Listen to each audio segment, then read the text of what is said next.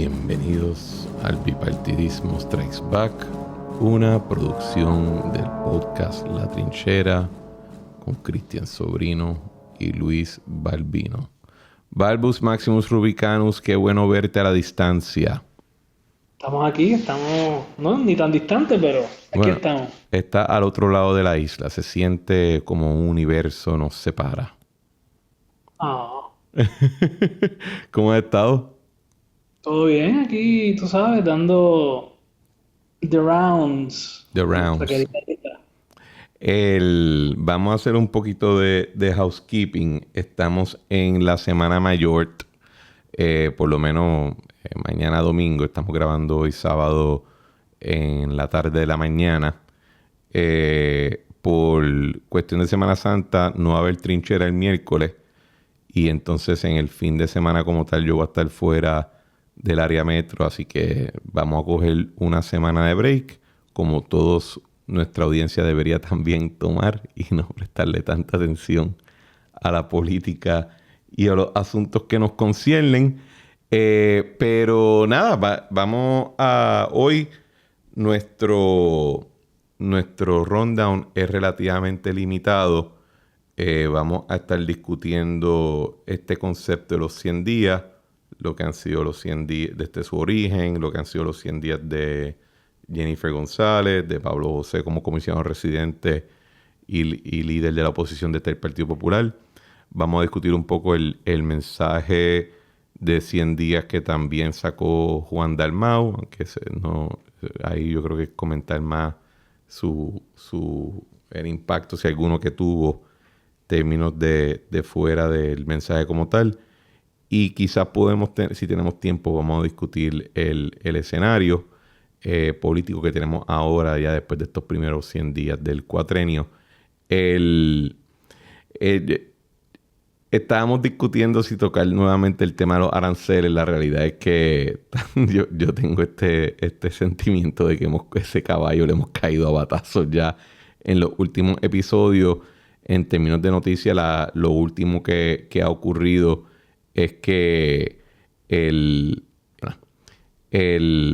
presidente Trump a mediados de la semana redujo aranceles alrededor del mundo, pero los mantuvo todavía sobre China en 100 y pico de %. Al resto del mundo le aplicó un arancel redondo de 10%.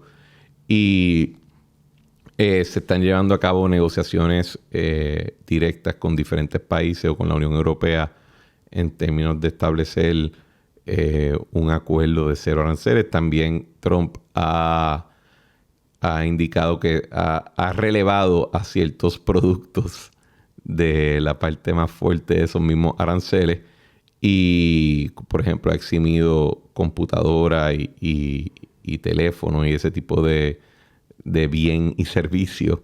Creo que este asunto energético siempre estuvieron, particularmente gas y petróleo, siempre estuvieron, creo que, liberados de la aplicación de los aranceles. El mercado tuvo un poco de rebote, aunque después se dieron otras pérdidas también. Balbus, ¿algo que añadir que se me haya quedado? Pues nada, Cristian, yo de lo que he podido ver, creo que los aranceles tienen dos efectos contradictorios.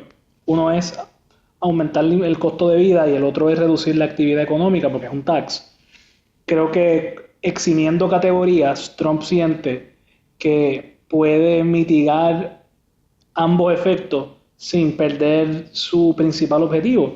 Claro, por otro lado, en la medida en que Apple y Samsung, pero sobre todo Apple, se vea exento de muchos de estos aranceles, pues la presión sobre China se reduce también. Así que estamos viendo cómo es una política, por la impresión que da, un poco ad hoc. Creo que hay una intención clara detrás de ello, pero creo que la implementación ha caído en este marasmo burocrático típico de cuando estás tratando de hacer cambios grandes, ¿no? Y yo creo que en la medida en que el presidente tiene asesores jalándolo en diferentes direcciones, se le va a hacer bien difícil poder implementar una política coherente. Es lo que estamos viendo, ¿no? Sí, sí. Y que también no es como que hubo mucho tiempo de... La política se implementó rápido, así que no, dentro del contexto de un cuatrenio, así que no es como que hubo mucho tiempo para ir preparando. Y tienes, o sea, tiene su sentido de que si vas a hacer un cambio paradigmático en el régimen, pues no vas a ponerte a alertar a todo el mundo que estás preparándote para ese cambio paradigmático, ¿verdad? Así que vamos a ver cómo las próximas semanas también se expresan. Así que vamos al asunto que tenemos en la agenda de hoy, que son los 100 días. Este término de los 100 días, no sé si lo comenté en el último episodio de La Trinchera o si fue contigo. Este concepto de los 100 días es probablemente de los principios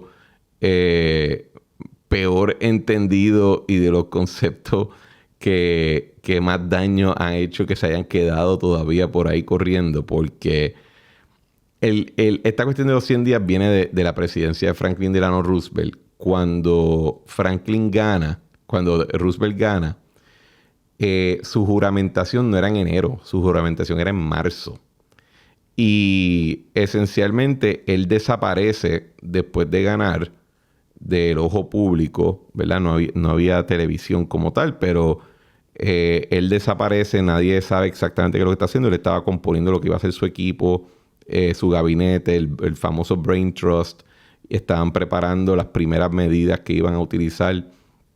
Pero Roosevelt había corrido como que con un doble mensaje. En algunos aspectos él sonaba más conservador de lo que iba a terminar siendo, pero en otros elementos sonaba mucho más radical, ¿verdad? Porque él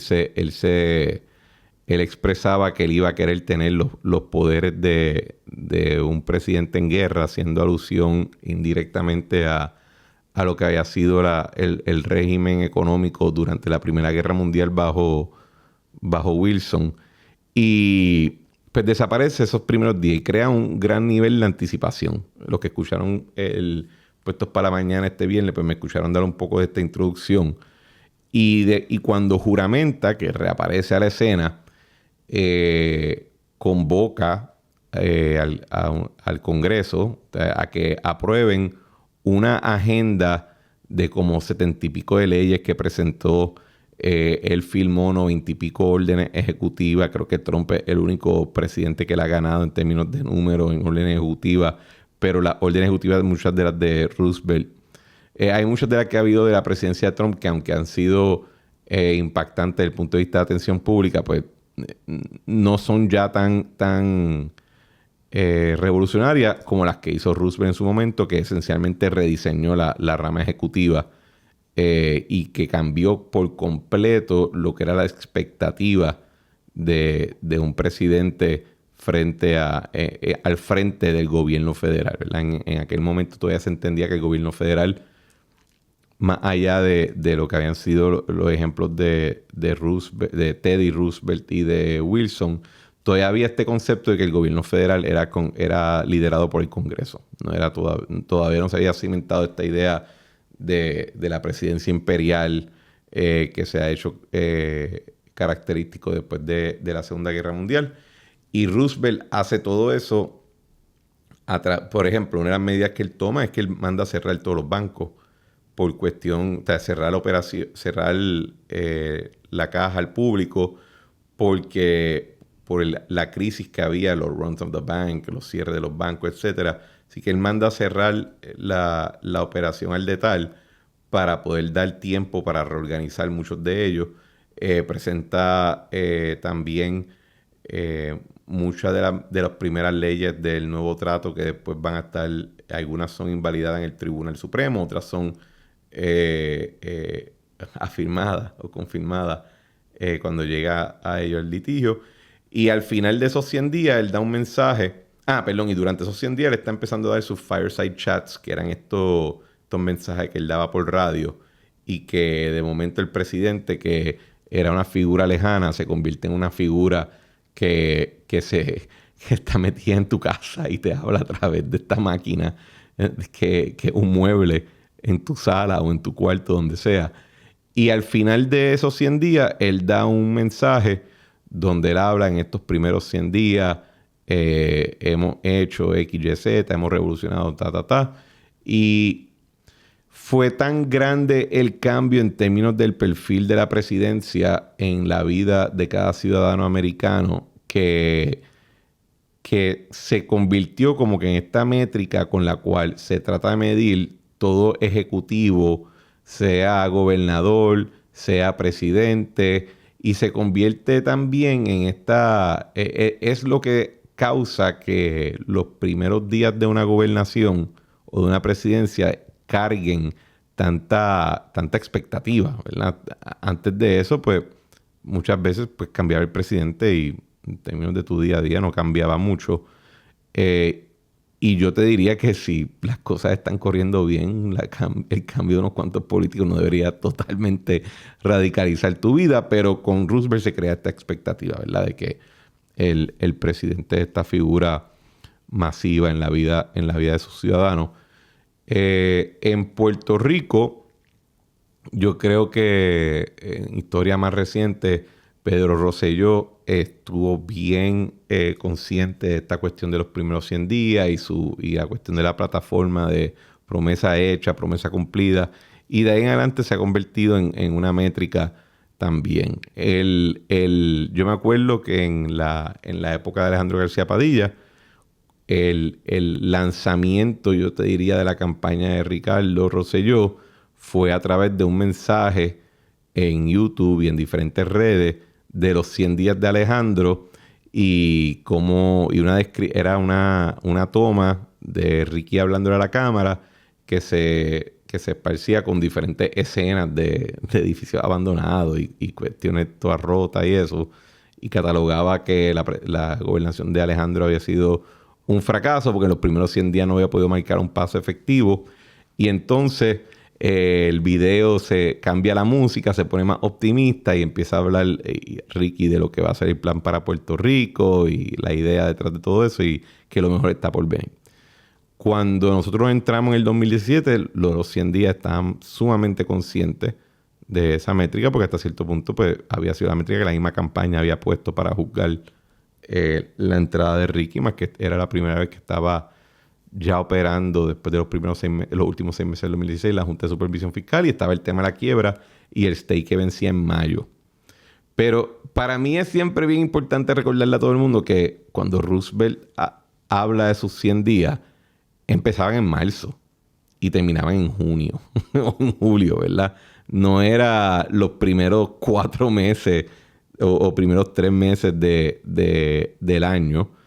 Creo que también es importante recordar que la situación en la cual se encontraba Estados Unidos cuando Roosevelt asume la presidencia son dramáticamente diferentes a las que vimos hoy en día.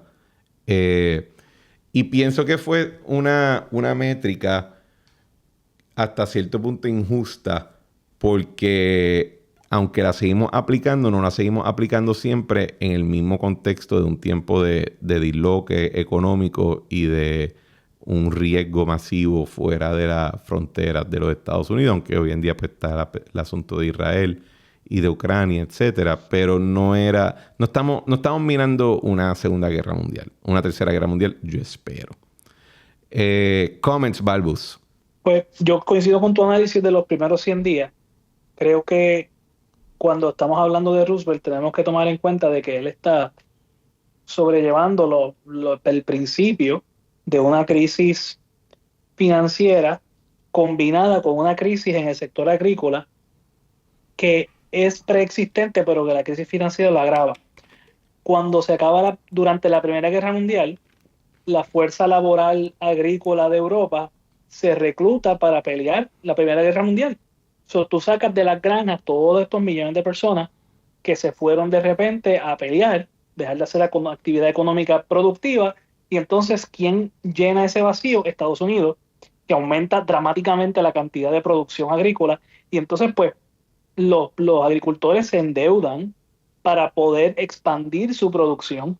Cuando se acaba la guerra y los soldados vuelven a casa a producir comida, de repente la demanda de comida de exportaciones americanas se reduce y la economía agrícola americana entra en un proceso largo de reestructuración que es agravado porque en aquella época no existe una ley de quiebras como la tenemos hoy en día. por lo tanto, esta gente estaban pillados con estas granjas, no tenían cómo resolver el problema de reestructurar sus deudas, y el sector agrícola y la mitad de Estados Unidos entra en una depresión de 12 años, que la Gran Depresión solamente agrava. Ujú. Entonces, eso es una parte del asunto. La otra parte es que hay una crisis en los mercados financieros que hay que atender, fundamentalmente basada en que no había regulación de los mercados financieros, o por lo menos no había una regulación real. Entonces, pues, nadie se atrevía a invertir porque no había, los mercados financieros estaban congelados, tanto a nivel bancario de las cuentas de ahorro de la gente como el mercado de valores, etcétera. So, Roosevelt legisla para atender esas dos prioridades, punto. Y es verdad, le aprueban un montón de leyes, pero casi todas estas leyes son pedacitos de un todo mayor, que es: vamos a meterle chavos a la agricultura para aumentar la productividad, vamos a permitir que ellos reestructuren sus deudas mediante leyes de subsidios de federales, pero también vamos a estabilizar el mercado financiero con una intervención directa.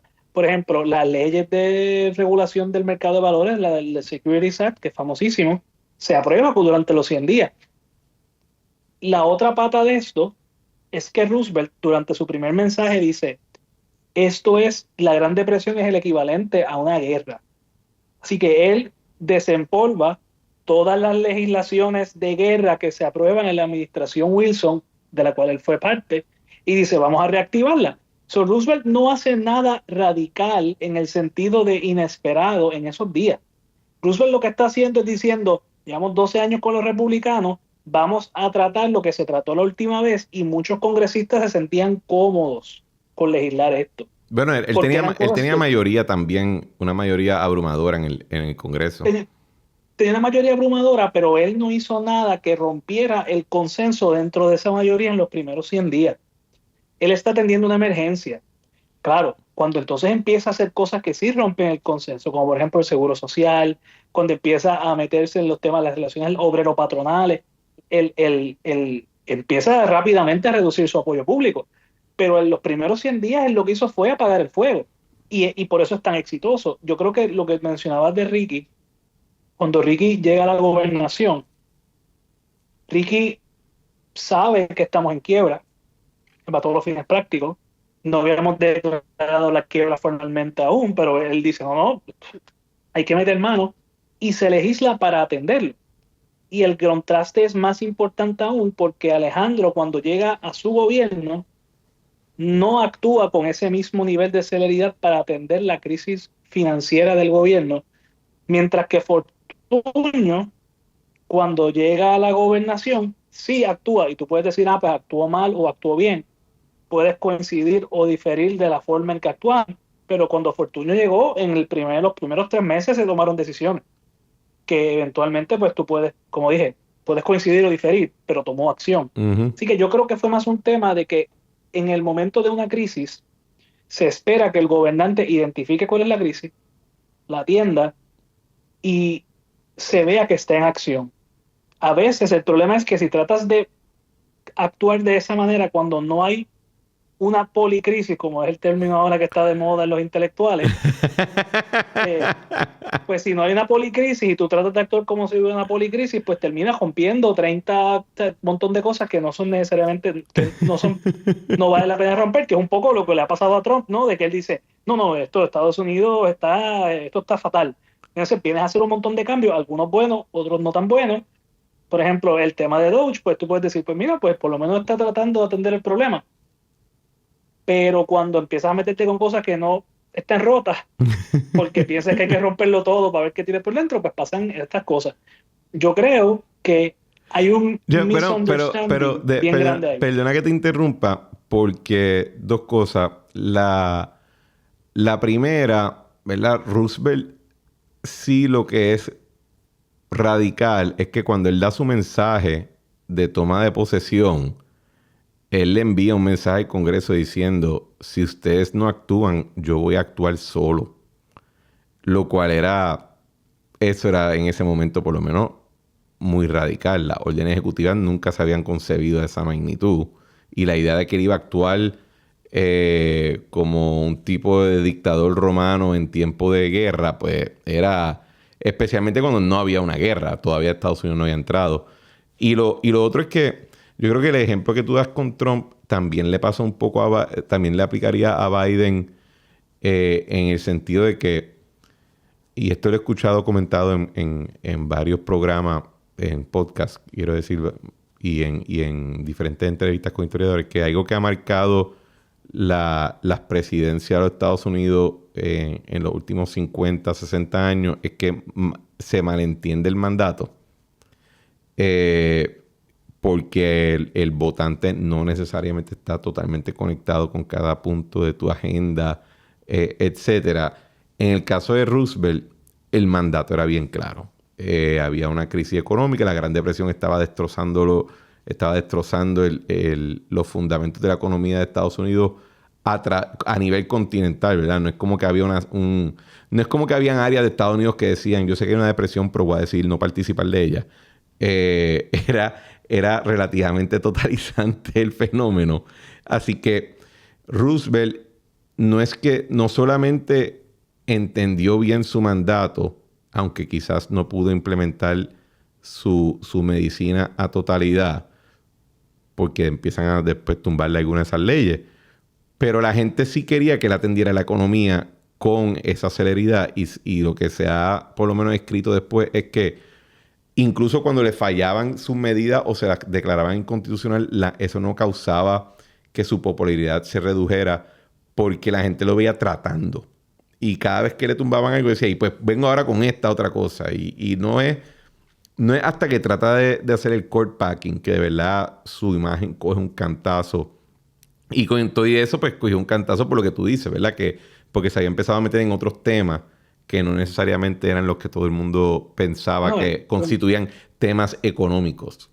El colapso de su apoyo en muchos sentidos es la aprobación del Fair Labor Standards Act. Uh-huh. O sea, lo de court packing tiene relevancia porque es un colapso instantáneo, pero al final él termina ganando porque el Supremo valida sus acciones. Uh-huh. El gran problema es que él empieza a meterse en las relaciones obrero-patronales, el movimiento obrero empieza a tomar más fuerza, hay un montón de personas que eran más moderadas o conservadoras, y pues francamente muchos conservadores sureños racistas empiezan a interpretar su apoyo a los movimientos laborales o su silencio al momento de los sindicatos como un apoyo a que los negros tengan derecho. Entonces, pues dice, no, espérate, yo estaba contigo mientras tú le dabas chavos a los agricultores, pues, son los dueños de la finca. De verdad, eso era la cuestión de la unión era por miedo a que los negros se organizaran.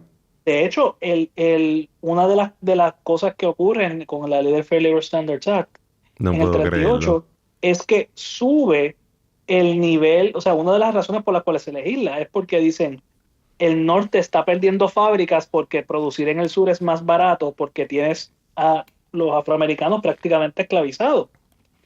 So, si suben los salarios en el sur por un estándar federal, el norte no va a perder tanta fábrica. O sea, y cuando tú miras, y de hecho lo estaba hablando con la cuenta favorita de Jonathan LeBron, Lyndon David Johnson, que cuando tú miras la gente que votó a favor del Fair Labor Standards Act en el sur, y que eran pocos, y tú miras quiénes se quedan con el Partido Demócrata durante el Civil Rights Revolution, son los mismos, porque eran muchas veces representaban estas áreas que no tenían este tema racial tan vivo. Pero a lo que voy con eso es de que es bien fácil tú decir, cuando viene emergencia, por ejemplo, Cristian, yo creo que uno de los grandes aciertos del gobernador Rosselló fue la ley de AFAF. Cuando se hace esa emergencia, porque entonces dice, mira, tenemos una emergencia, yo no puedo pasar todas las negociaciones de deuda por un proceso exhaustivo de negociación, incluyendo a todo el liderato legislativo. Ellos van a nombrar un representante en esta junta de directores, el gobernador va a tener mayoría, pero ellos van a tener voz, así que son parte, pero no va a haber una complicación excesiva ahí. Otra de las cosas que se hizo bajo Rosselló que fueron efectivas, fueron en esos primeros 100 días, fue el tema de las reorganizaciones de agencias y de congelar ciertas áreas que aunque se hicieron ejecutivamente, sí valió la pena legislarlo para que tuviera centralizar esa autoridad. Pero, por ejemplo, hay temas que no necesariamente estaban en el mandato del gobernador, pero que él entendía que eran prioritarios, como por ejemplo el tema de la reforma laboral, que no fue algo que en la campaña fue el tema número uno, que termina pasando, pero al final, en la práctica, mucho de lo que se hizo ahí se ha revertido porque no no fue parte de lo que la gente quería que tú Bueno, hicieras. en realidad no se revierte con una ley que después es invalidada. Yo creo que a tu línea hay asuntos de la reforma laboral que, por ejemplo, hay patronos que aunque tienen el derecho a, no ejecutan ese derecho porque el mercado laboral simplemente lo espera tanto. Eh, Hay muchos patronos que, por ejemplo, no redujeron los días de vacaciones. O Sí, hay patronos que cierran días que no tienen que cerrar porque simplemente hay una expectativa en el mercado y en la cultura que dicen, pues, que si no es eso, pues, ¿cómo, qué tú haces? ¿Por qué tú vas a hacerlo diferente? y le pasó a Bush cuando gana la elección en el 2004 y trata de reformar el seguro social. Le pasó a Obama en el 2013 cuando sale del tema de balancear el presupuesto, aumentar rico y se mete en otros asuntos que terminan no siendo tan productivos.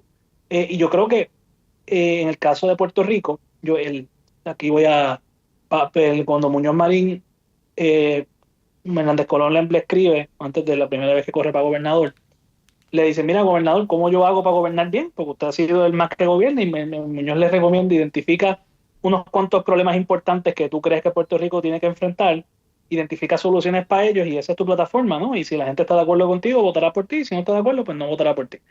Eh, yo creo que gran parte del reto de los 100 días es tú poder identificar esas crisis que a veces son obvias, como la quiebra de Puerto Rico, o a veces no son tan obvias, y decir, yo voy a atenderlo. Y yo creo que Pedro Rosselló, cuando tú miras bien la historia, él no legisló tanto la primera parte del cuatrenio. Él sí presentó mucha legislación, pero no fue aprobada con tanta velocidad.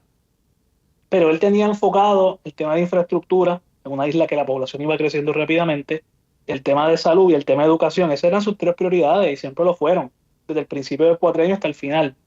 Yo diría que Sila, por ejemplo, el tema de las comunidades especiales, que era muy importante para esa fue su primera ley.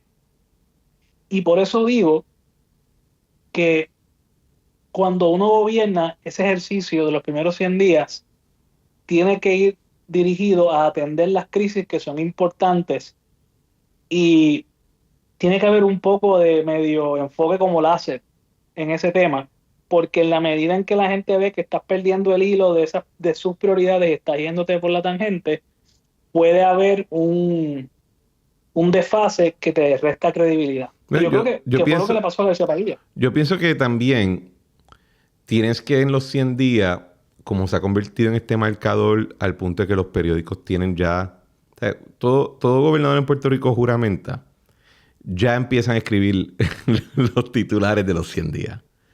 Y ahí el reto que enfrentan muchas veces es, que lo hemos discutido en otro momento en el podcast, que es cómo tú montas un tótem que es la columna de referencia para todo lo que pasa en tu administración, que en términos de los valores, de la filosofía, del mensaje, hasta incluso la retórica que se utiliza, todo lo que vas anunciando debe ir a hacer referencia a ese tótem. Y y donde a veces pasa, que creo que fue lo que le pasó a Alejandro. Yo no creo que, por ejemplo, yo creo que Alejandro en esos primeros 100 días fue exitoso en montar un tótem. El problema es que era el tótem incorrecto para el momento que le iba a tocar vivir. Ujú. Y El de los Ricky, empleos, sí, el tema de exacto, los empleos. correcto. Y entonces Ricky tuvo el reto adicional de que montó un tótem que tenía que ver con el asunto fiscal y el asunto el sector empresarial, ¿verdad? Puerto Rico Open for Business, toda esa vaina. Y después vinieron dos huracanes categoría 5, uno detrás del otro en 2 semanas, ¿verdad? Y por eso es que en el año 2018, después, como que se trata de hacer un segundo 100 días por el efecto del huracán, que tiene que ver con la recuperación. Ahí es que Ricky hace el anuncio de que se va a privatizar la Autoridad de Energía Eléctrica, etcétera, etcétera, etcétera, ¿verdad? Y la pregunta sería, ¿cómo tú marcas los 100 días de este periodo cuando yo creo que podemos dar hasta cierto punto por sentado de que aunque hay muchos temas que son urgentes, ninguno está bajando como un meteorito que uno lo ve en el aire y sabe que viene por ahí? Porque la quiebra, hay una diferencia entre tú estar en quiebra y tú estar en escasez porque simplemente no eres un lugar rico, ¿verdad? Pero no es lo mismo decir que pues estás a punto de quebrar, como fue en el caso del 2017. No tienes la pandemia que tuvo Pedro, no tienes el terremoto que tuvo Wanda, ¿verdad? Tan temprano cuando entra en agosto a la gobernación, en enero tienes los terremotos. ¿Cómo tú marcas esos primeros 100 días? Y también la cuestión de que la transición de la campaña a la gobernación y a la comisaría residente y a las diferentes alcaldías, creo que esa transición no ha sido tan fluida. Yo creo que la gobernadora, ¿verdad? Dejando a un lado la parte de comunicaciones, política, etcétera. Yo creo que la gobernadora tiene dos crisis, una a corto plazo y una a largo plazo, que le están acechando. Creo que ella ha tratado de mostrar acción en una de ellas, en la otra yo creo que se ha quedado un poco más en lo retórico porque es ¿En más cuáles tú difícil. dices? Yo creo que en el tema energético ella sí Sí. ha dado unos pasos que yo creo que eran necesarios. Creo que se ha quedado un poco corto, por lo menos de lo que se ve públicamente. Estoy seguro que privadamente tienen mucha más acción. Me da la impresión a mí de que el tema energético, eh, estoy seguro que están haciendo cosas, pero creo que parte del esfuerzo de liderato que tiene que hacer un gobernante es decir, mira, esto se puede poner bien complicado un poquito más adelante. Yo creo que en esa parte han tratado de manejarlo sin crear una crisis y a veces tú tienes que decir hay una crisis para que la gente entienda que estás trabajando el asunto. Que fue un poco lo que le pasó a García Padilla. García Padilla llega al gobierno, oye, yo estaba allí en los primeros 3 meses, 6 meses, el tema fiscal era la bomba de tiempo que estaba debajo de todo el mundo y todo el mundo decía, no lo toques, no lo hables, porque si lo hablas es peor. Y el efecto fue que nadie entendió cuando de repente un año después el tipo está diciendo, no, estamos en quiebra, porque no preparaste a la gente. Bueno, pero al punto que hiciste un titular, salvamos las finanzas. Exacto. O sea, él está tratando de mantenerlo todo bajo, y a veces yo tengo esta crítica, había un asesor de Lyndon Johnson bien famoso, que decía que Lyndon Johnson tenía un problema, que era que él pensaba que el PR podía resolverlo todo, porque él veía a Kennedy siendo tan carismático, qué sé yo, y el tipo dice, mira, el PR funciona cuando tú eres legislador, porque tú puedes escoger en qué peleas meterte y en cuáles no, pero cuando tú eres ejecutivo, todo te cae a ti. Ujú. So, como todo te cae a ti, no pienses que el PR te va a resolver absolutamente nada. Tienes que resolver el problema y comunicar que lo estás haciendo todo momento, porque si no, de todas formas te va a llegar a donde ti, pero perdiste tu credibilidad. Y yo creo que el tema energético es una crisis que está en esa línea. Creo que en el tema de educación, que lo quiero discutir un poquito más, porque me parece que está más importante a largo plazo que el energético, me da la impresión de que se ha enfocado mucho en los tótems de la guerra de cultura, que sí, la diversidad, equidad e inclusión y el respeto. Y tuviste dos titulares contradictorios en una Sí. semana, de uno diciendo, no, qué importante es la educación de género, y a la semana, no, somos el primera jurisdicción en cumplir con la eliminación de la equidad de género en las Tú sabes, escuelas. ahora que tú lo dices, nadie me ha podido explicar qué fue lo que pasó ahí. No, yo estoy seguro que fue lo que pasó ahí.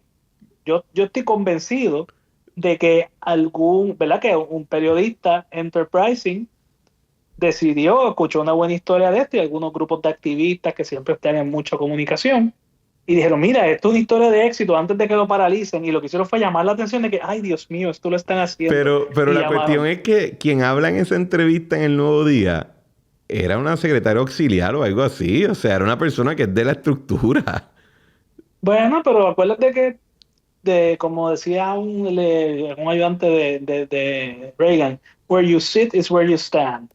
Este tipo era el tipo más pro welfare cuando era secretario de welfare en California. Lo nombraste secretario de defensa y lo que quería hacer era armamentos todo el tiempo.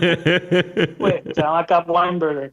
Eh, Esas cosas pasan, mano. O sea, la gente quiere defender su silla y ella entiende que esa es la forma de proteger y cogerle buena prensa y llamar la atención. Y obviamente la gobernadora vio eso y dijo, ay, Dios mío, ¿qué están haciendo ahí? Detengan eso de Yo me inmediato. imagino cuando se levanta y lo ve y dice, alguien me dijo, nadie me dijo que te iba a pasar. ¿Qué está pasando? Esto no es lo que... Esto fue el mandato del pueblo. Por ejemplo, a veces, y lo digo quizás, lo hablamos un poquito más adelante, más detalle, pero cuando la gente critica a la gobernadora por no, por ejemplo, como hizo Juan Dalmado hace unos días, porque no ha demandado a la administración Trump por A, B o C, yo a veces pienso, ¿De verdad tú crees que la gente está en el mood de estar peleando con el hombre que está destruyendo la economía mundial? Pues te digo, Sí, las sí, sí, prioridades sí. son importantes y tiene que estar enfocado. Yo creo que el tema educativo, la gobernadora está más enfocada en mitigar la pérdida de fondos federales y que no hayan crisis adicionales. En el tema energético, creo que está cometiendo un error de liderazgo, pero entiendo por qué lo está haciendo y quizás le sale, quizás ella siente de que está tan segura de que esto se va a atender en los próximos 3 meses que no vale la pena levantar una alerta. Bueno, yo creo Pero que el problema que ella tiene con el tema energético, yo no creo que son las acciones, no es si las acciones que ella ha tomado funcionan o no. Yo creo que el reto que tiene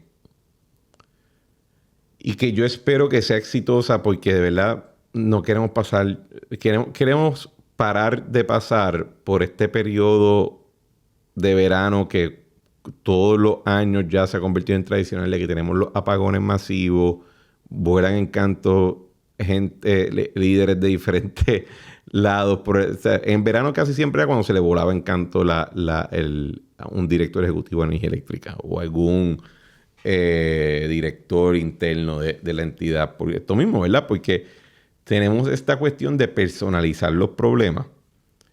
Y pensamos que pues entonces si sacamos a fulano y ponemos a Mengano, Mengano va a tener el toque mágico que va a hacer que todo funcione, como si esto fuera un culto al cargamento. Y el problema en el asunto energético es que en el ciclo pasado se personalizó el asunto con Luma. Y al Luma convertirse en el cuco, si y ella está tratando de seguir enfatizando, de, mira, lo de Luma lo que dije voy a hacerlo. Pero ahora mismo lo que va a llevar a que no se vaya la luz no es esto, no es ese tema. Lo que causaría que no se vaya la luz es que pueda aumentar la generación, la generación de energía cuando la temperatura esté en su momento más alto en la isla.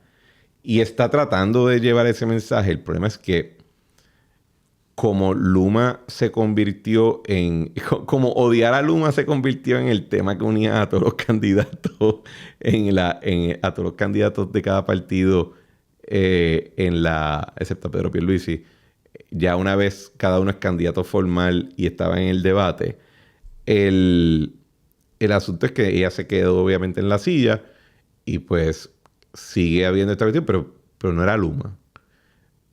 4 años de llevar un mensaje de que fulano no se resuelve en par de meses de tratar de educar de la verdadera causa del asunto, ¿verdad? Yo creo que, y por eso es que digo que ese es el reto que ella tiene con el tema, porque incluso parte del asunto que tú tienes con Luma y Genera ahora mismo es, te voy a dar un ejemplo puntual. La gobernadora hizo una excelente decisión en hacer una orden ejecutiva diciendo, no me tienes que pedir permiso para estos temas. Si eres una de las compañías energéticas, sea Prepa, Luma, Genera, no me pidas permiso, tú tira para adelante, hazlo bien, pero te estoy eximiendo, ya no hay, el permiso no es excusa. Pues yo he hablado con gente de Luma y he hablado con gente de Genera. Y me han dicho, no te estoy diciendo que es el CEO, pero de cierto rango para arriba. De hecho, bueno, el problema que tenemos, el miedo que tenemos es que nos dio la orden ejecutiva eximiéndonos los permisos ahora, pero yo no sé si entonces yo la aprovecho y lo usan en contra de mí dentro de un año o dos. Porque siempre que se pregunta sobre nosotros, dicen que nos van a volar en canto. Eso más con Luma que con Genera, pero te puedo decir que en Genera están teniendo la misma discusión. Porque como hay este énfasis de que hay que fiscalizar, y para nosotros fiscalizar significa gritarle a alguien y darle un puño y hacerlo sentir mal, no hacerlo cumplir, pues creo que eso lleva a que incluso las personas que tú quieres que actúen con mayor celeridad están más cautelosas. ¿Me entiendes lo que te Sí, estoy diciendo? lo piensan 2 veces antes de poder actuar, porque piensan que en cualquier momento les puede caer el rayo de Zeus encima y Exacto, liquidarlo. sí, sí. Y en realidad, te tengo que decir que tengo colgado del corazón a Josué, a la gobernadora, a todo el mundo que está atendiendo este tema energético, porque digo, ¿cómo diantre tú le metes mano a esto ahora? Está el asunto de las barcazas. Yo no sé dónde están las barcazas todavía. Pero... Y tiene el asunto adicional de que tiene la Junta de Supervisión Fiscal como que recordándote de cosas cada 15 minutos que no te gustan. Como que, por ejemplo, vamos a decir que fueran las barcazas. Vamos a decir que necesitamos las barcazas esas. Pues en una verdadera emergencia, tú dirías, ¿qué diablo yo voy a estar haciendo un proceso de licitación? Esto es una emergencia. Yo voy a abrir un Power Secure, perdón, en Power Secure, la plataforma de energía, que sabe que es Power algo, un llamado a que, mira, envíenme propuestas, necesito este tipo de cosas, y yo las evalúo y independientemente las apruebo y después que las investiguen, pero yo necesito esta vaina ya. Pues la Junta no te va a permitir eso. Te va a decir, no, tú tienes entonces market competition y hay que tener cuidado. Y Y todo esto. la mentalidad de emergencia es difícil de sostener porque no hay confianza en que las cosas que estás haciendo las vas a sostener más adelante, que es lo que hablábamos la Exacto, semana pasada con Trump, de que dice, no, yo te voy exacto. a poner un arancel, tráete la fábrica para acá, y dice, mano, pero si mañana el tipo llega a un acuerdo con Xi para hacer un summit y de repente el arancel fue de 100 a 0 y terminé yo cogiendo la fábrica y metiéndomela por donde no pasa el sol. Exacto. eh, yo creo que la gobernadora va en contra. Y ese tienes el peligro de que ella gana derrotando a Pedro Pierluisi en la primaria, a quien se acusaba precisamente de llevar la fiesta en paz y de no confrontar a tiempo. Y yo creo que es difícil para ella, precisamente porque es una retadora, asumir una posición que suene demasiado a Pierluisi, porque entonces ella se convierte en parte del problema. Sí. Ella tiene un problema retórico de liderazgo de la historia que ella contó en el tema energético que le hace bien difícil a ella poder comunicar un plan de qué va a hacer con lo energético, porque por un lado, si llegas a un acuerdo con Genera, parece que estás bregando con Genera y ayudándolo. Por otro lado, si no haces un acuerdo con ellos, no puedes hacer nada. Exacto. Entonces, es como un catch-22, que precisamente por eso es que usualmente no se reta a gobernadores incumbentes, porque cuando tú eres de tu propio partido, tú estás diciendo que el gobernador de tu partido lo hizo mal, y tú de todas formas, probablemente siendo el mismo partido, tienen visiones similares, pues te quedas un poquito como que, ¿cómo yo manejo esto? Y, Teniendo la oposición por el otro lado. y tiene el otro tema, tiene el tema adicional que, por ejemplo, yo creo que el nombramiento de Joseph a la policía ha estado súper bien. Es una persona que yo te diría que tiene probablemente los servidores públicos ahora mismo con mayor credibilidad, porque pues, como viene en el FBI y en Puerto Rico, si tiene una placa federal, todo el mundo jura que camina sobre el agua. Más el hecho de que es una persona competente, pues tiene esas dos cosas juntas así que tiene mucha credibilidad. Pero nota que el tema, yo estoy seguro que ese macho sabe lo que se tiene que hacer para poder erradicar o reducir dramáticamente el narcotráfico en Puerto Rico. Pero en términos mediáticos, la reducción del narcotráfico ya no es tan sexy como quizás fue en otros tiempos. Y ahora el tema es cómo tú puedes meterte en el cuarto ahí y asegurarte que el abusador, hijo de la gran yegua, que le da a su mujer, no lo haga. Un problema mucho más complejo que desarticular gangas, ¿verdad? Porque es un asunto social y cultural. Y que no se atiende meramente con cursos en la escuela. No, esos no son, exacto, tienen dos tipos de Eh, problemas, el narcotráfico y el tema personal, se, cultural, que es casi imposible de tú atender como una estrategia de prevención de crimen, porque muchas veces el tipo mata a la esposa y después se suicida. O sea, no, no, ¿cómo tú? es un desquiciado, es una persona mala. Pero es también como una bomba de tiempo que siempre está allá afuera, desafortunadamente. Es una cuestión como... Y ese es el tema del narcotráfico. Ciertamente fue un asunto antes de abuela. También los carjackings, cuando tú y yo éramos chiquitos. Los carjackings era una cuestión... Chacho, eh, la gente estaba histérica con los kajakings, todo el mundo estaba todo el tiempo diciendo, mira, ten cuidado por esta hora, ten cuidado yendo saliendo sí, este sí, sí. momento, todo el tiempo era un... Así que creo que Yo creo que la gobernadora tiene un gran gabinete ahí en ese tema, tiene razón. y creo que dentro de todo también tienes esta cuestión que como se ha hecho ya costumbre de que los gobernadores no revalidan en el siglo XXI, ningún gobernador ha podido revalidar, ella tiene que estar pensando, mirando en el partido, cuál de estos es el que tiene el cuchillo de palo, ¿verdad? Y entonces eso hace que muchos de sus mensajes que son efectivos para la audiencia interna no necesariamente están dirigidos a la audiencia externa. Yo no creo que, por ejemplo, el mensaje de los 100 días que se hizo en Bellas Artes estos días era para el público en general. No lo creo. Creo que era un mensaje interno de que ninguno de ustedes... El primero que yo vea que se ponga chulo, lo voy a volar en canto. Y... Porque ese show of force era un show of force... Parecía... Era más un mensaje dirigido al liderato político, pero electo, ¿verdad? Pero ciertamente era un mensaje para adentro. Yo no lo vi como un mensaje para afuera. Ella, gran parte, yo creo que en ese sentido se parece mucho al mensaje que da Pablo cuando toma la presidencia del Partido Popular, que es un mensaje de decirle a las tropas, por aquí es que vamos, me siguen, y el que no quiere seguirme, Se puede ir. pues tiene que buscar la forma de cómo pregar, porque voy a estar 4 años en esta silla. Sí. Yo creo que el mensaje de la gobernadora fue, ¿cómo te digo?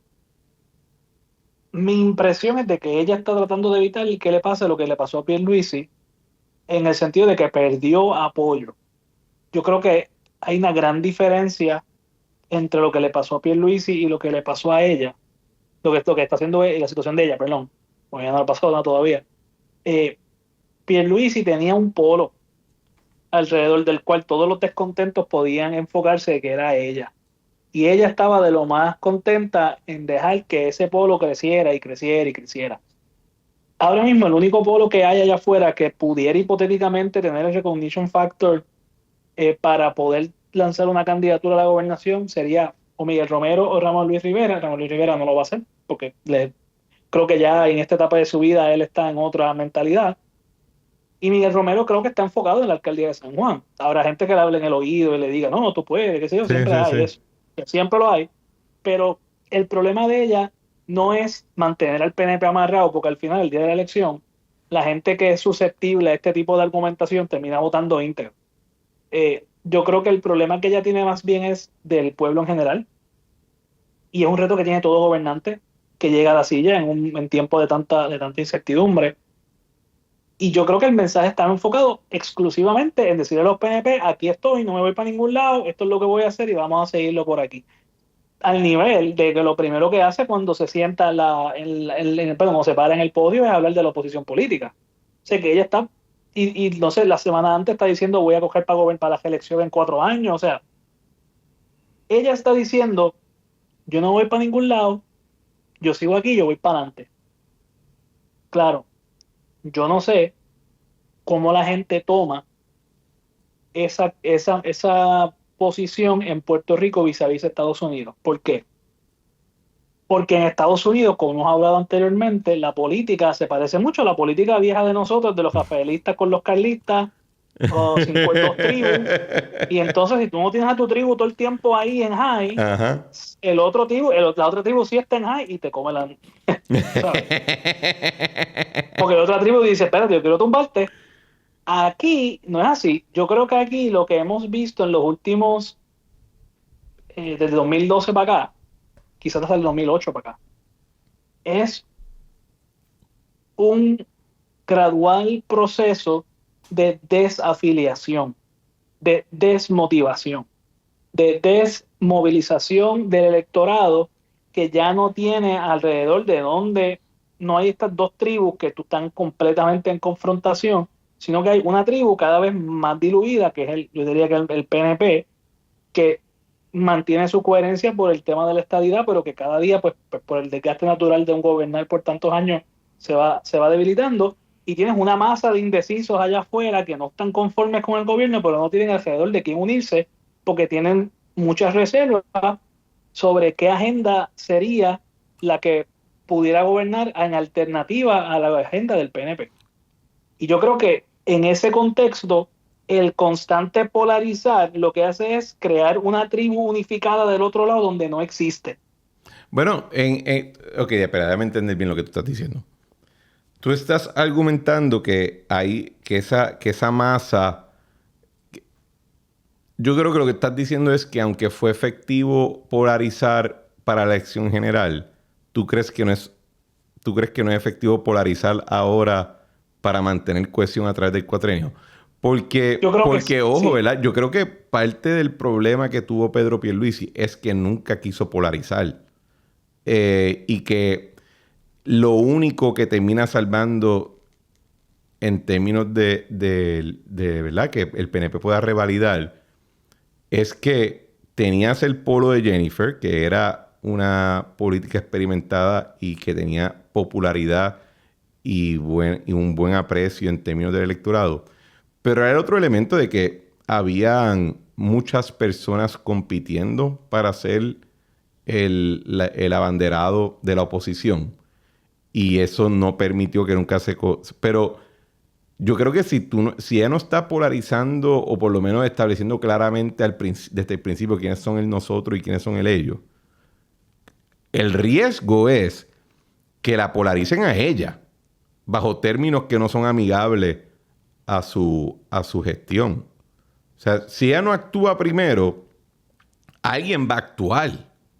Y Pablo José está actuando ya. Se hizo la cuestión aquella en el teatro y toda la cuestión hasta tratando de consolidarse como el líder de la oposición O mayúscula, ¿verdad? Así que ella no se puede quedar simplemente diciendo, pues tú sabes, vamos a ver qué pasa. No, no. Yo creo que lo efectivo es tú hacer un mensaje interno a los tuyos y decirle, no, la pelea no se ha acabado. Lo que pasó en noviembre no resolvió el asunto. Esta gente todavía está por ahí. Y hay que seguir dando la pelea. Mi única duda sería cómo eso es apreciado por el electorado como tal. Ahí yo no te sé decir porque yo no he visto ningún instrumento de medición que me diga que el electorado lo coge bien o lo coge mal. Pero yo creo que ese es el riesgo. No creo que es un asunto de que al ella polarizarse causa que sea polarizada en contra de ella. Yo creo que ya ese fenómeno creo que está ocurriendo. Y el mensaje de Juan Dalmau hasta cierto punto lo confirma, ¿verdad? Porque él hace ese mensaje. Si no es para tratar de poner la bandera, decir, la oposición se moa. Sí, de acuerdo. O sea, él está tratando de decirle a todo el mundo, hola, Estoy sigo aquí, aquí, yo sigo siendo sigo aquí. cool, ¿te acuerdas?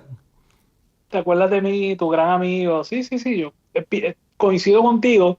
Creo que, para empezar, no parece que el que le hacía los videos en la campaña, la agencia de publicidad, se quedó Se sin quedaron. chavo. El pobre hombre tenía los cuellos así de la camisa por encima de la chaqueta. No tenía un mensaje, ¿sabes? Sí. Ese mensaje también está dirigido a su base político partidista. Creo que el énfasis en pelear con Trump y en hablar de la educación con, ¿verdad? Del DEI y todos estos asuntos, me parece que él está tratando de hablarle a la gente de Victoria Ciudadana, a los jóvenes liberales que lo apoyaron, que fue lo que él le suma al PIB para crear una base ahí. Yo creo que él está tratando de mantener ese polo alternativo, como lo decían los colombianos, el polo democrático alternativo, que era el partido del presidente socialista Petro, ¿no? Cuando en su época, ¿no? Hace 30 años, Cuando era cuando guerrillero. sale de la guerrilla. Cuando Ajá. sale de la guerrilla, él crea el polo democrático alternativo, porque eh, quería ser un polo de oposición que no fuera la oposición soft, ¿no? Que era lo Ujú. que se llamaban en aquella época el Partido Liberal. Eh, Creo que él está tratando de hacerlo. Creo que no fue efectivo porque no tocó el tema. O sea, su única respuesta al tema energético fue: vamos a cancelar Lumigenera, y en tratar de relitigar su campaña, que yo creo que, pues, considerando que perdió, pues entonces tú estás todo el tiempo diciendo, no, si yo hubiera sido gobernador hubiese hecho esto y aquello y lo otro, pues el hubiera no existe. Y tú mantenerte en esa retórica del pasado. No, quizás en el noviembre del 2024 decir voy a sacar a Luma es la respuesta correcta. Quizás luego de 4 años de Luma atrincherándose más en el sistema eléctrico, quizás la respuesta a los problemas de Puerto Rico en 4 años no es vamos a sacar a Luma. Quizás es otra cosa. Quizás Luma se fue sola.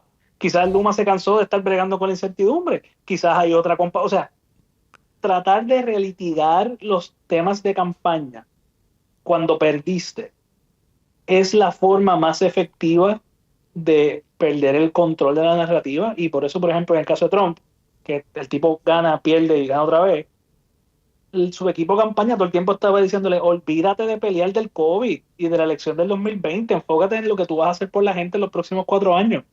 En este fin de semana me he espetado 2 libros de la campaña del 2024 de dos autores diferentes, ¿Cuál es? y de cómo Biden, de uno que se llama, uno el de Mike Allen y el otro de Chris Ripple, se me olvidan los nombres. Eh, y en ambos libros, el theme es que Biden no encuentra cómo prepararse para debatir con Trump porque él siente que él es el presidente de la OTAN y no el presidente de los Estados Unidos. Y entonces está enfocado en, no, pero es que yo conseguí lo de Ucrania y yo conseguí aquello y la gente, pero es que lo que nos importa es mi casa, mi Sí, sí, cosa. sí, sí, sí. Y yo lo veo a él en esa cosa, en esa mentalidad de, pues perdí, pero volvemos. Pero la forma en que está diciéndolo se ve stuck in the past, como que medio Bueno, yo creo que hay unos temas hueco. que yo creo que se nota que a mí yo noté en el mensaje que claramente ellos no hacen testing de su mensaje y nunca lo han hecho, ¿verdad? Es un poquito de a ver cómo da el viento. Porque, por ejemplo, si yo fuera un estratega para Juan, yo diría, papá, tú no puedes acusar a nadie de dictadura nunca. Nunca traigas el tema. Porque el segundo que tú hablas de dictadura, alguien sale ahí por el lado, ¡Maduro! ¿Verdad? Y a la misma vez, como que yo creo que la gente sabe, después de todo lo que se ha vivido o no se ha vivido, nadie se siente... Tú tienes que ser del fringe para tú alegar que en Puerto Rico se dio una dictadura. Vamos a hablar de hecho, la mayoría de la gente lo que se queja es que aquí todo el mundo se lo que le dé la gana. Esa es esencialmente la queja regular de que aquí todo el mundo se lo que dé la gana, nadie pone orden, etcétera, etcétera. Así que eso es un ejemplo, ¿verdad? Particular de una palabra que cuando yo escuché en el mensaje, yo hice, ¿por qué no? Esta palabra tú nunca la debes utilizar. Punto. En público, esa palabra retírala. Punto. Si tú quieres quejarte del código electoral, no digas que es dictadura, di que es trampa. ¿Me entiendes lo que te digo? Que son Sí, sí, cositas porque son cositas que tú y cuando, yo probablemente viéramos así. A mí me sorprendió que nadie lo vio.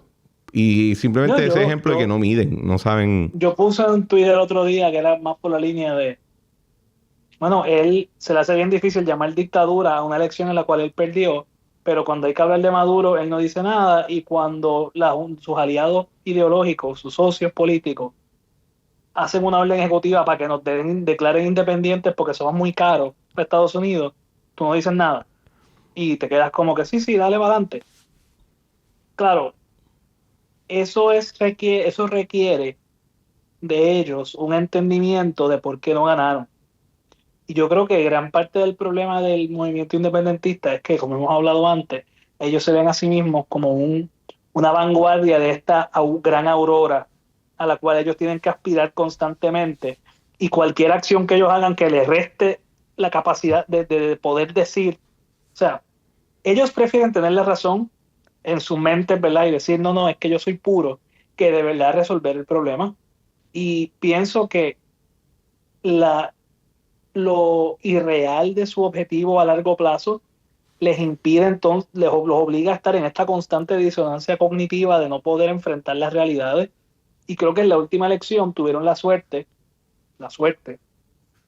de que tuvieron un espacio perfecto y una campaña que se termina desarrollando bien cerca al final. Prácticamente los candidatos empiezan su campaña política en agosto, que no y obviamente por la lamentable condición de salud de su esposa, hacen que no haya la oportunidad para un second look a su candidatura. Ujú. Y entonces, pues básicamente, él básicamente saca los mismos votos que sacaron Victoria y el PIB juntos en el 2020. Y entonces ellos saben que no hubo el gran crecimiento que ellos aspiraban, que simplemente él se metió en los mismos zapatos que los grupos que fueron oponiéndose a los candidatos tradicionales, pero yo creo que la gente nunca compró que él tuviera un plan o unas ideas que fueran de verdad resolver el problema. Él logró venderse como alguien conocido pero distinto y se convirtió en una campaña mucho sobre su carácter, que fue un poco lo que los libros estos están hablando de la vicepresidenta Harris, que ella nunca argumentó por qué ella era diferente a Biden en políticas. Ella argumentó que era diferente por su perfil biográfico, pero la medida en que tú, mujer y, ¿verdad? Bueno, y en uno de Mitad esos, afroasiática. en uno de esos libros es que dicen que Joe Biden tampoco la dejaba.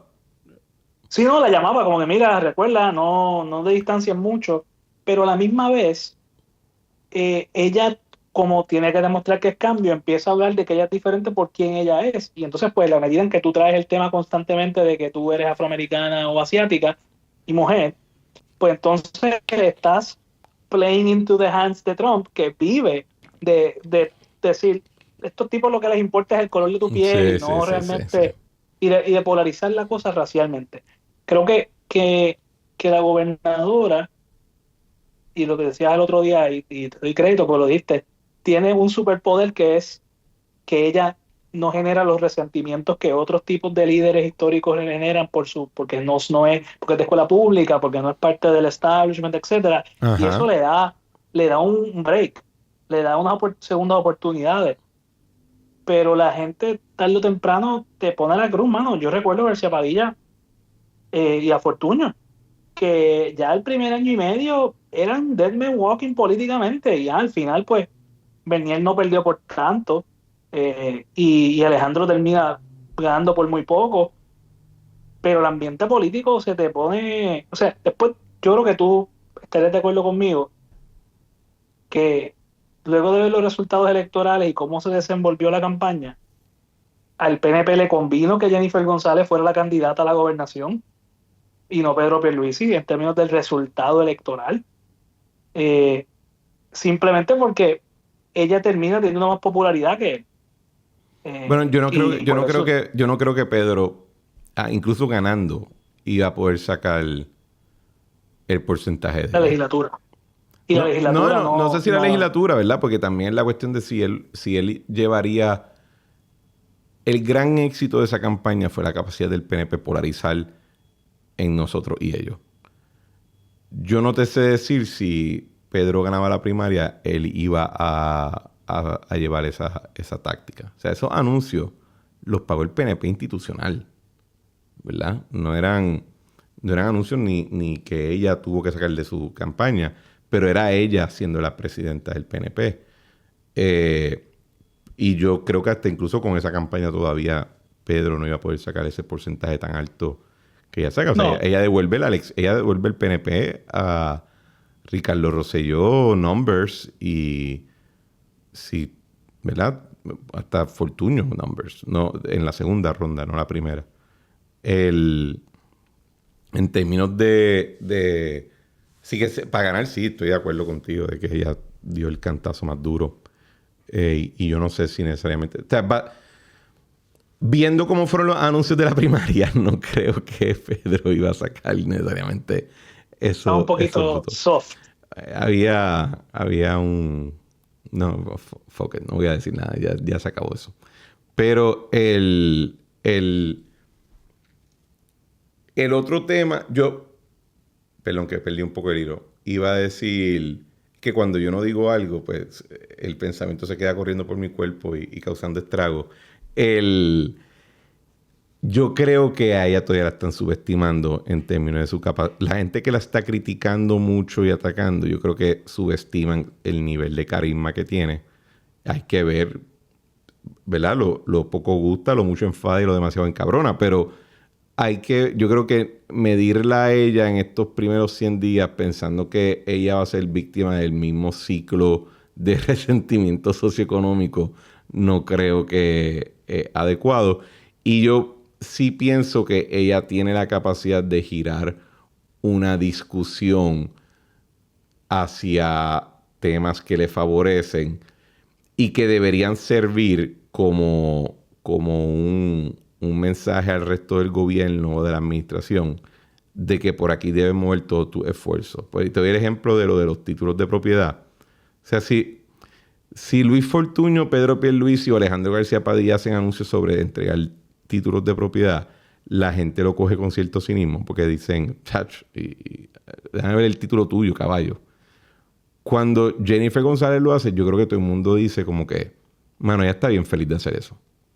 Porque de nuevo no tiene ese resentimiento socioeconómico por su figura. Es parte de... Es una cuestión innata. Y ese debería Ella ser... es muy efectiva. Muy Y efectiva en tiene eso. que ser... Mano, y tiene que... Ahí es que yo te diría, tienen que meterle chambón. O sea, la Secretaría de Vivienda tiene que estar diciendo, yo no puedo estar anunciando 400 en estos días. Yo necesito estar haciendo 400 la semana. Y hay. A ver, esta semana yo participé en... yo fui abogado en un cierre de una transacción de sobre $200 millones para financiar la construcción de 350 unidades unifamiliares en San Lorenzo.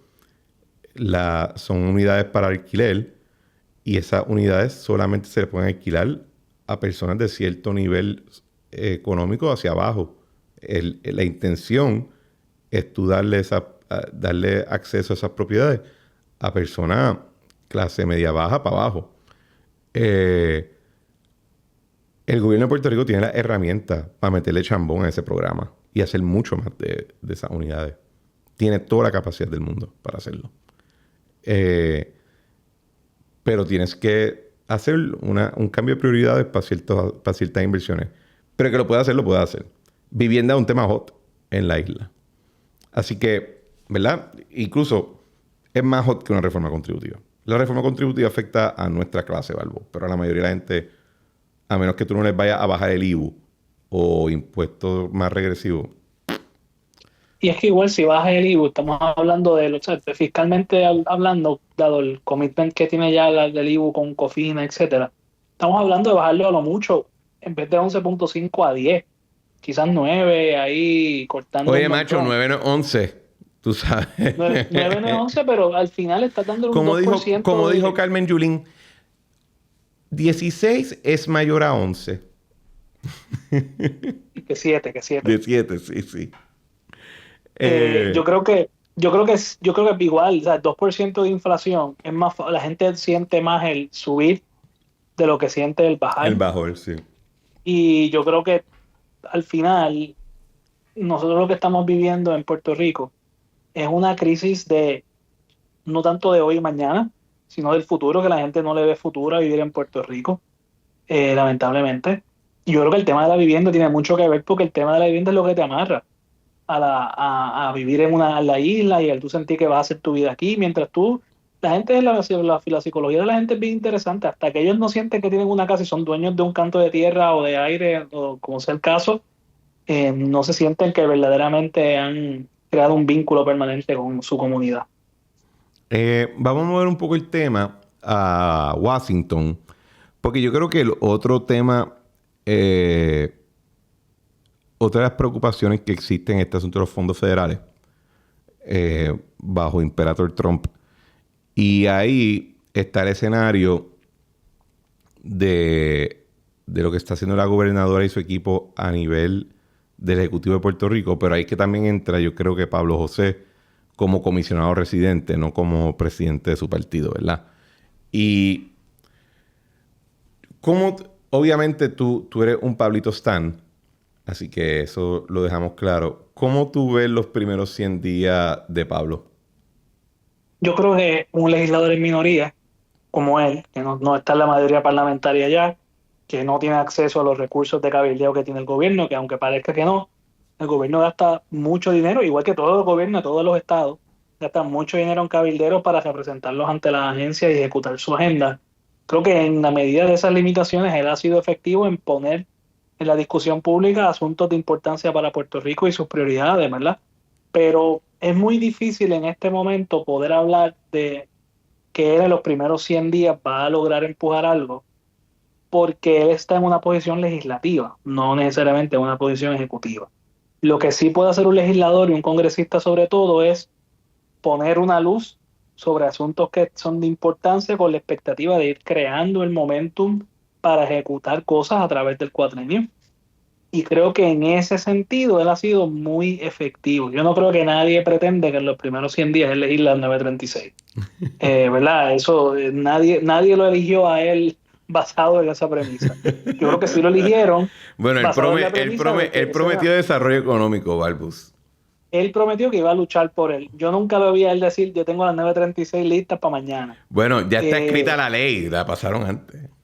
la han pasado y hay varias versiones. Hay uno que está más enfocado, como era el 30A en el coste, los salarios pagados. Hay otro más basado, que es la de Mario Draghi, basada en la inversión. Hay dos enfoques aquí.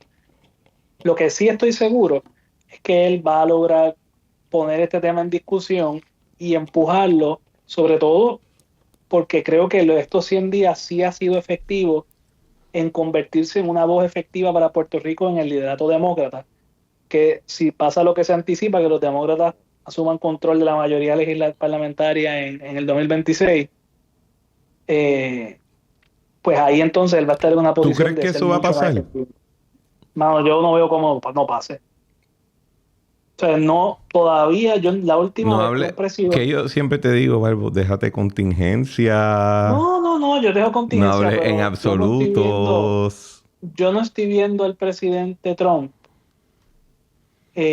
Yo creo que todavía el Partido Demócrata tiene un reto bien grande de ganar una elección head to head, uno contra el Partido Republicano moderno. Pero creo que a nivel legislativo es más fácil que los demócratas identifiquen 10 o 20 escaños que ellos puedan levantar y ganar. Y ese ha sido el patrón histórico en los últimos, por decirlo así, desde el 1962 hasta el presente, el partido con mayoría. O sea, solamente una vez el presidente ha logrado aumentar o mantener escaños y eso fue en 2002. En las otras ocasiones han perdido, como me pasó el mismo Trump, ¿no? Pero no importa qué, yo creo que él sí ha logrado posicionarse como una voz importante en la discusión en el Partido Demócrata, sobre todo cuando el Partido Demócrata ha dejado un poco a un lado ciertas posturas más radicales que saben que les harían daño a una elección general y que están tratando de mantenerla bajo control. Yo creo Pero que yo creo que ni Jennifer ni Pablo deben estar bajo la expectativa de que esto de que ellos van a poder transformar a Puerto Rico en 100 días, porque eso no es real. no creo, yo tampoco creo que es real. Y creo que la discusión que estamos teniendo sobre el tema es la discusión saludable, ¿verdad? Yo creo que yo veo los siguientes retos para Pablo José. Eh, yo creo que sus 100 días, del punto de vista de, de líder político de su partido, han sido exitosos. Eso yo creo que es innegable. Todos ustedes tienen autoestima de bueno, qué bueno, chévere, se nota.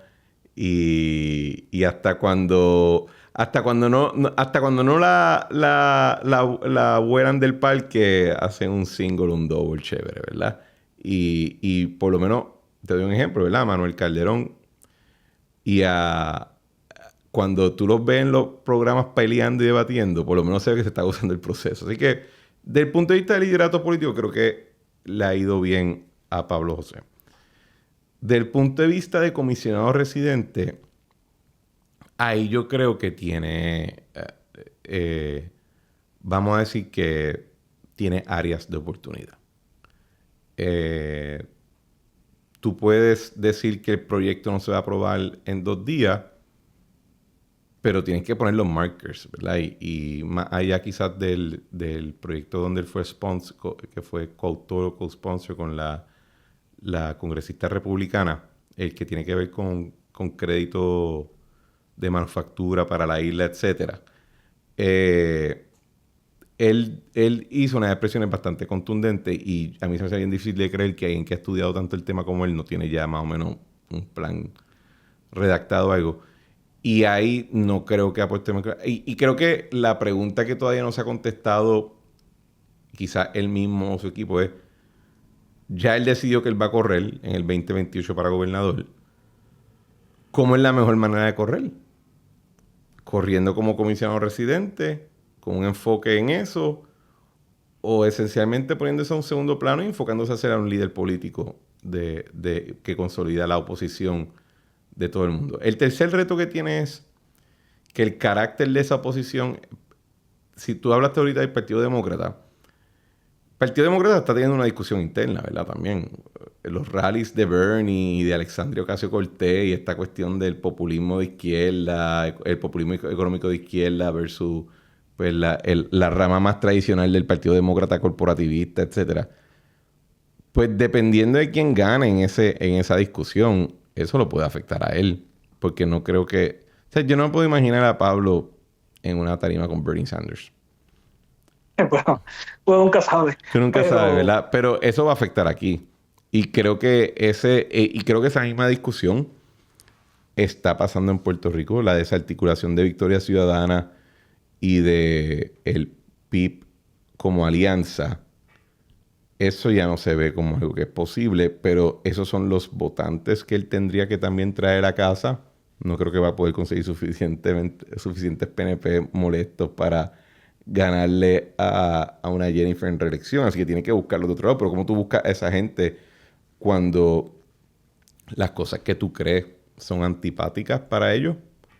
Ese todavía sigue siendo el reto principal de ser la oposición al PNP en Puerto Rico, el hecho de que esa oposición está por naturaleza fragmentada. Y cómo él va a poder...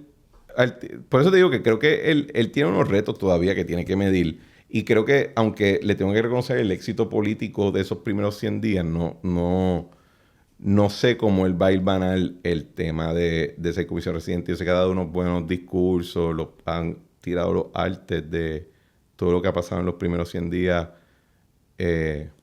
Cool. Pero también tiene el mismo asunto que tiene Jennifer, de los fondos federales. Si los recortan, ¿cómo puede él escaparse de responsabilidad sobre el tema? Creo que eso es otro reto que tiene. Así que ese es el escenario que yo le veo a él. Tiene esa dificultad. Y no son problemas fáciles, no son cosas que tú y yo podemos resolver, por ejemplo, discutiendo aquí. Requiere mucha cabeza y requiere que pongas chips y tomes una apuesta de cuál va a ser el más exitoso. Yo creo que tú has dicho muy bien que que es que es fundamental que él desde ahora vaya planteando su agenda. Yo creo que aunque el comisionado residente tiene un rol muy importante como miembro del Congreso, los poderes y los recursos y el standing que tiene un gobernador son muy superiores.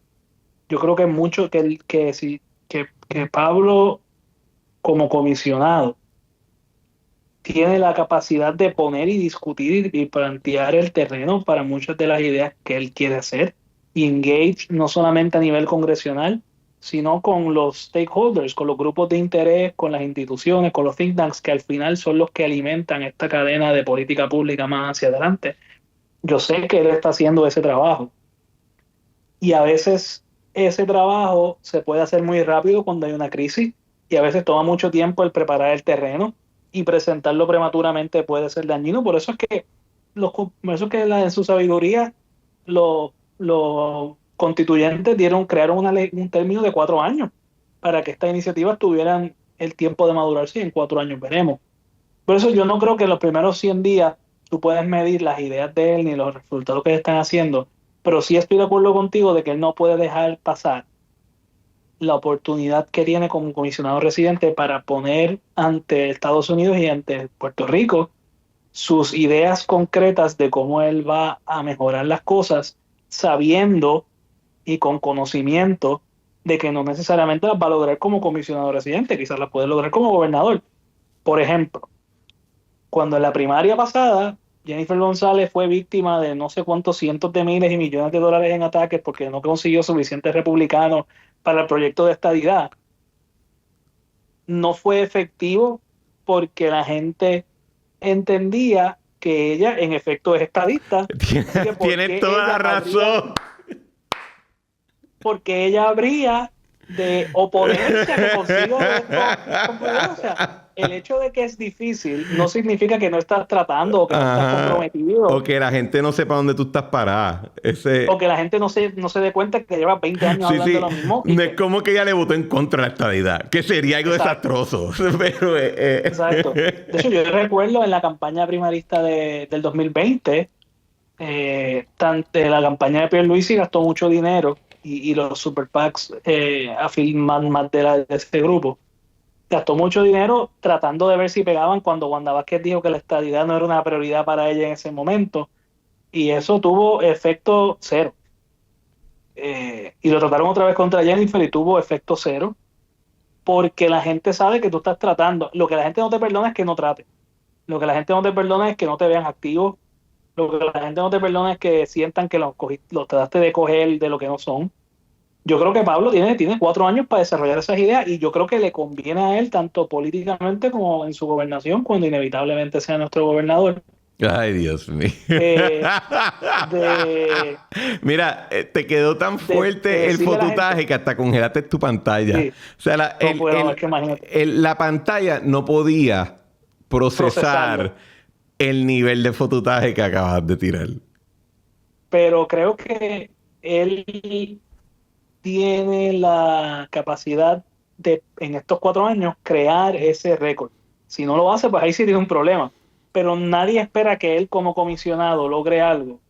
Y de hecho yo recuerdo, yo era un nene, pero me recuerdo, fue mi primera elección, que yo ya podía votar, la de Fortuño contra Aníbal, que a Fortuño Aníbal le dijo que no había logrado nada, que qué sé yo, y me acuerdo los anuncios con la grafiquita de que Fortuño Aníbal consiguió estos fondos y Fortuño esto y qué sé yo, y Fortuño ganó todos los pueblos.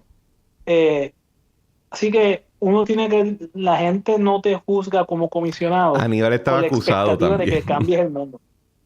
Sí, pero nadie pensaba que Fortuño, nadie dice ahora, looking back, Fortuño fue un mal comisionado, fue inefectivo. Sí. Yo creo que uno tiene que tener mucho cuidado en no entender las expectativas diferentes. Yo creo que subestimamos al electorado. Sí. Ahora bien, si Pablo tiene 4 años, por eso digo, y lo hablamos ahorita, quedan 1.300 de cuatrenio. Ok, so, llevamos el 6% del cuatrenio. Y, por ejemplo, si yo fuera el comisionado residente y yo radico un proyecto y resulta que ese proyecto tiene un error que encuentra el tipo número 857 en el think tank de inesperado de yo no sé dónde, se convierte mi proyecto en un hazme reír porque no me preparé con tiempo para hacerlo, entonces perdí el tiempo y termino haciéndole daño a mi causa. O sea que hay un balance de ser thorough, de ser consecuente. Y el otro... Pero el otro error político también es y yo se lo dije a Manuel cuando lo entrevisté la segunda vez ahora en La Trinchera. San Juan usted lo tienen en NU todavía. Y necesitan a alguien que ya esté... O sea, Miguel no ha parado de ser alcalde porque ustedes estén en NU allí. Él sigue trabajando para eso.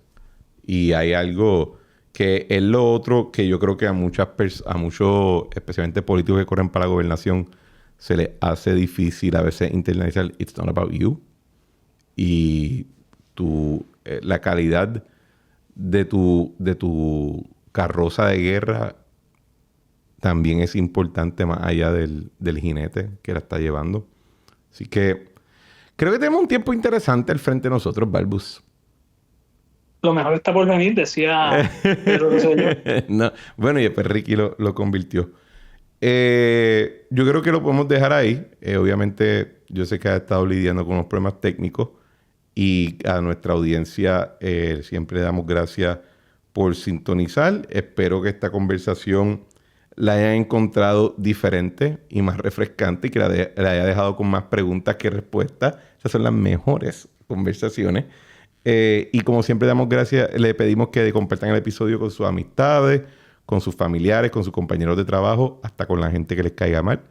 Que lo compartan en redes sociales, que dejen reviews 5 estrellas, con palabras lindas en el review de Apple Podcast. No, si van a decir algo negativo, se lo reservan porque a nadie le interesa lo amargada que es su vida. Y nos vemos en la próxima.